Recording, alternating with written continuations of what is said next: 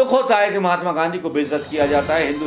हिंदू संगठनों के कुछ ऐसे साधु भगवा कपड़े पहन करके महात्मा गांधी को गाली देते हैं तो शर्म आती है उस नपुंसक सरकार पर जो महात्मा गांधी के लिए गाली भी सहन करने को तैयार है। उनके अरमान थे बर्बाद कर देंगे गुलिस्तान, उनके अरमान थे बर्बाद कर देंगे गुलिस्तान, खुद बर्बाद हो गए अपने बगीचे में।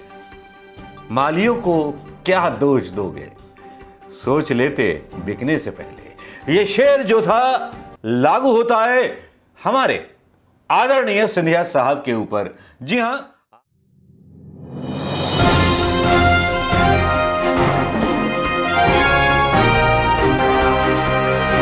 दोस्तों नमस्कार, मैं मनोज कुमार शर्मा आजाद हिंद आवाज न्यूज के लिए आपके बीच में एक बार फिर लेकर के वो सच जो सच ये गोदी मीडिया नहीं दिखाता।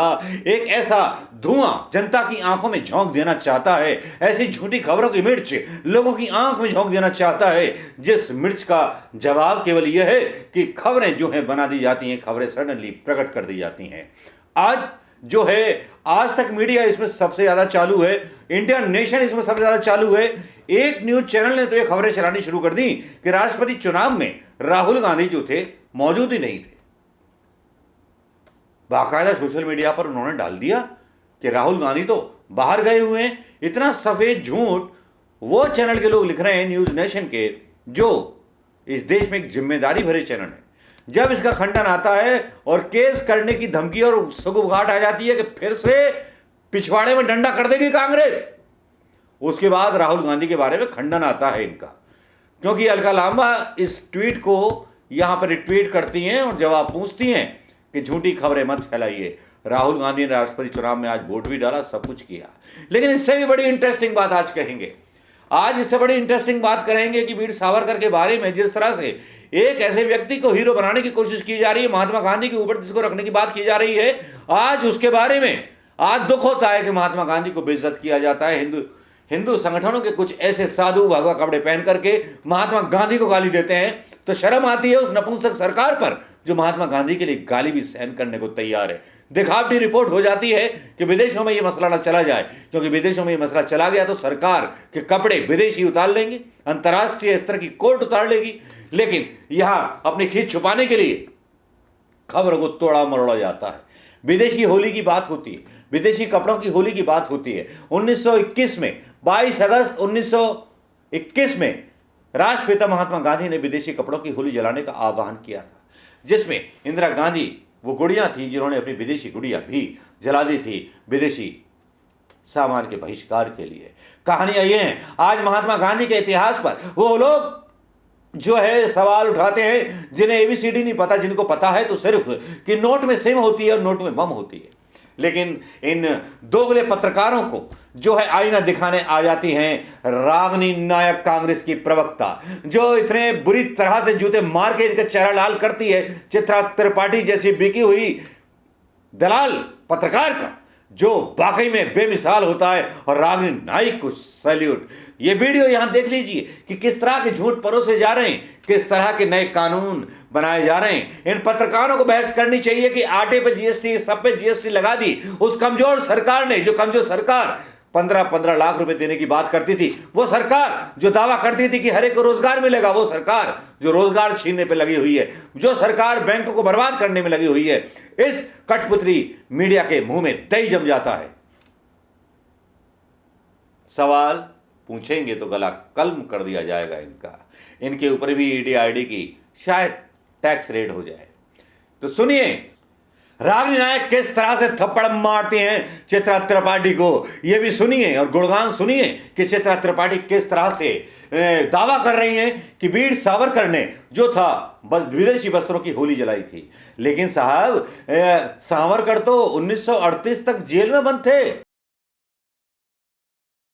क्या कर गए हैं कि इंदिरा गांधी के समय तक किस तरह से परिस्थितियां बदली, आपने खुद सुना। बाकी से अपने चैनल पर झूठ बोलती है ना, वो भी काबिले तारीफ है। रागिनी नायक जी, मतलब एक सेकंड ये सर्टिफिकेट, रागिनी नायक जी ये सर्टिफिकेट देना बंद कर लीजिए।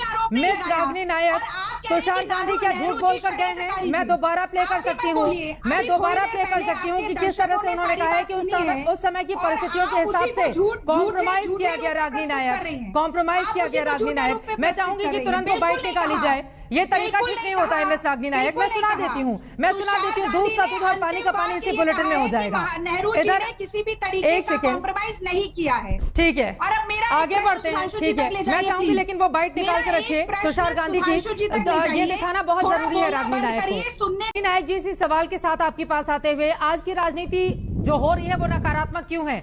अगर दोनों एक दूसरे के पूरक थे और कई मामलों में तारीफ भी करते थे, और उनका ये कहना है आजादी का अमृत महोत्सव देश मना रहा है और उसमें किसी के भी अगर योगदान ज्यादा रहा और इतिहास ने उसके साथ नाइंसाफी की तो सही समय है कम से कम इंसाफ मिल जाए।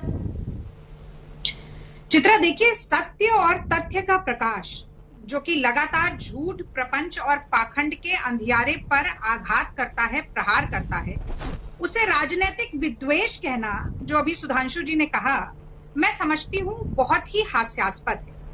और हंसी इस बात पर भी आती है कि आप संघ की और भाजपा की परिस्थिति देखिए, ये विडंबना देखिए कि गांधी का सहारा लिए बिना माफी वीर सावरकर जी को लेश मात्र की वैधता दिलाने का काम वो संघी जो कि महात्मा गांधी की हत्या के बाद लड्डू बांट रहे थे, आज एड़ी चोटी का जोर लगाने के बाद भी देश में नहीं कर पा रहे।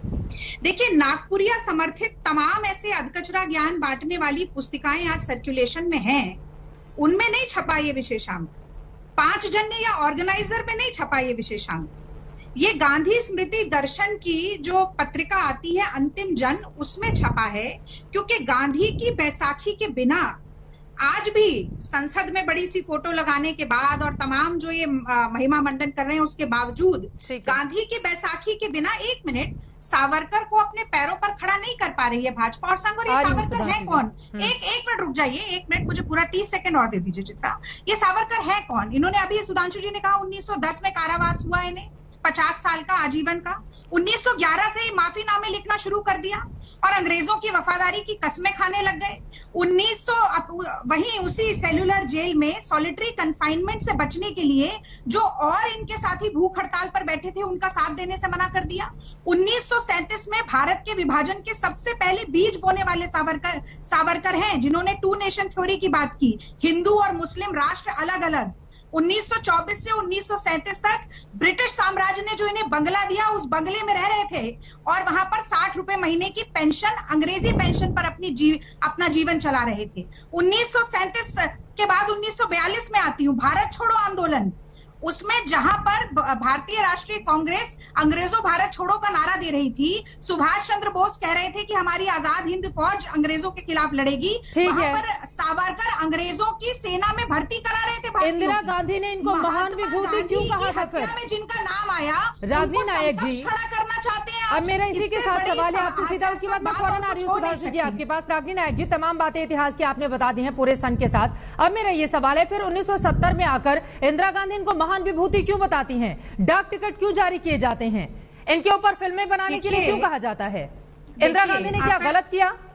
अब आपकी बात का जवाब दे रही हूँ, सुनिए। आरसी मजूमदार की एक किताब आई थी 1980 के दशक में, जिसका नाम था अंडमान पीनल सेटलमेंट। और इस अंडमान पीनल सेटलमेंट में ये जो 5 माफीनामे लिखे 1911, 1913, 1914, 1918, 1920 लगातार नाक रगड़ते रहे ना जो अंग्रेजों के पैरों पर सावरकर जी, उसका खुलासा हुआ। अगर वो 1970 में हो गया होता तो ये डाक टिकट जारी नहीं हुई होती। तो देखिए, हम एक अलग किस्म के जमाने में रह रहे हैं। उस समय इतने ऐतिहासिक दस्तावेज, मतलब आपको लग रहा है कि इंदिरा गांधी के पास जानकारी ही नहीं थी कि वीर सावरकर कौन है, इसलिए ये बात थी। किस तरह की बातें, आपकी बातों पर कौन भरोसा करेगा? मतलब रागिनी जी, आप कह रही हैं इंदिरा गांधी के पास जानकारी नहीं थी, आप ये कह रही हैं कि इंदिरा जी के पास जानकारी नहीं थी, और अगर वो किताब पहले आई होती तो इंदिरा गांधी वो किताबें पढ़कर और उसके बाद फिर उनको महान विभूति नहीं बताती। काली जेल में जिसका दुहाई देकर के बीजेपी वाले लोग बोलते हैं कि साहब उन्होंने बड़ी कुर्बानियां दी।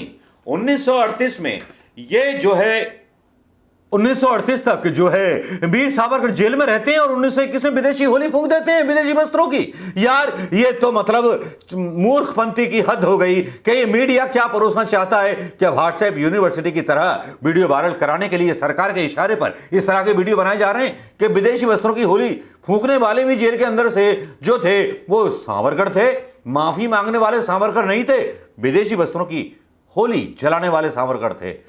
यार हद हो जाती है इस मीडिया के अल्प ज्ञान पर। भरोसा भी कैसे करें जो मीडिया सिम बता सकता है नोटों में, उस मीडिया का क्या भरोसा कर सकते हैं। आज बहस बस इस मीडिया की उस दोगलेपंथी पर थी जिसमें एक तरफ जहां राहुल को बदनाम करने की कोशिशें की गई न्यूज़ नेशन जैसे एक राष्ट्रीय चैनल के द्वारा, फिर बाद में माफ़ी भी मांग ली गई, और उसके बाद चित्रा त्रिपाठी ने जो ये बयान चलाया है, तो मैं तो कहूंगा कांग्रेस चित्रा त्रिपाठी के ऊपर केस करे, आज तक पर केस करे। और रागिनी नायक ने जिस तरह का थप्पड़ चित्रा त्रिपाठी पर मारा है वो वाकई में काबिल तारीफ है। कांग्रेस को इसमें संज्ञान लेना चाहिए। गांधी की इंसल्ट की जा रही है एक ऐसे व्यक्ति को बराबर खड़ा करके जिसने उम्र भर अंग्रेजों की पेंशन पाई और अंग्रेजों की माफी पाई। नमस्कार, जय हिंद दोस्तों।